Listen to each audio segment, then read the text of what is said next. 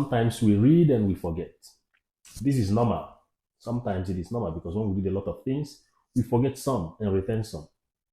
In this video, I want to give you 4 tips or 4 processes through which learning comes to us and what you can do in order to retain what you have studied.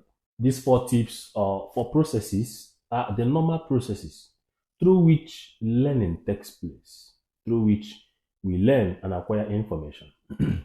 And we know that whatever we learn, whatever you acquire through learning, goes to the memory. They stay either for a long time or they stay for a short time.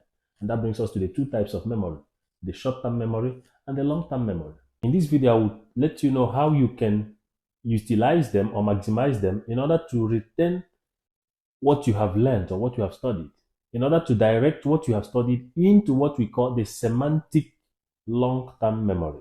If you do not manage it well, it can go to the short-term memory and you find yourself forgetting.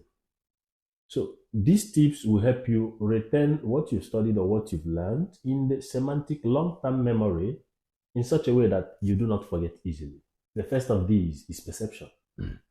Whatever we want to learn, whatever comes to us or presents themselves to us, come as stimulus.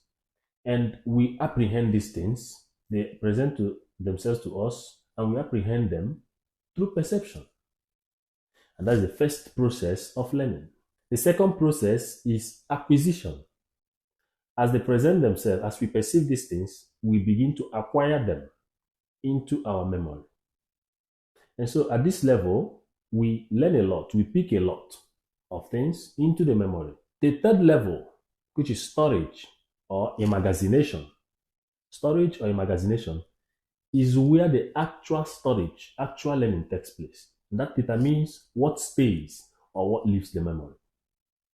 In this stage, some people just acquire and leave it at that level.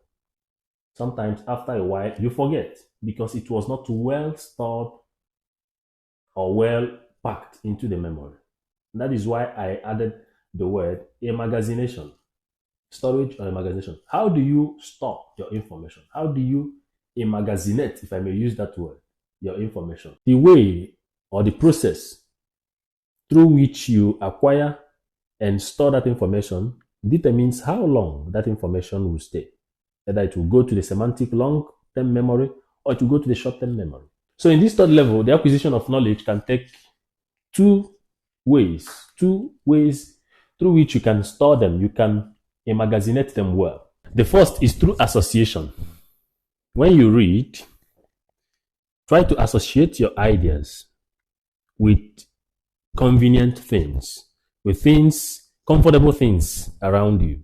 If you're reading about something, try to get a comfortable replica of what you are learning, associating the 2 together in such a way that when it comes to recovering it, and that will lead us to the 4th stage. In this 4th stage, when it comes to recovering it, it will be very easy to call back. Okay. The other method with which you can use is by connection. Logical connection, connecting what you are reading with maybe your way of life, connecting what you are reading with maybe an experience. Okay, when you connect what you are reading with an experience, it makes what you are reading at home with you, such that it registers in your subconscious, and anytime you want it back, it is easily called out. And this will lead us to the last stage or last process of learning, of acquiring information. That is revocation, revoking that which has been stored. Here, people find some difficulties in revoking things depending on how you have stored your knowledge. And when you are able to revoke what you have stored, to recover what you have stored, the proper 4 stages of learning has taken place in a wonderful way. So try to follow this process, especially in the stage of acquisition and the storage. Try to apply these 2 methods or these 2 processes of association and connection in order to store them well and in order to recover what you have learned well. I hope this gets to you well and in good faith. Please share and subscribe.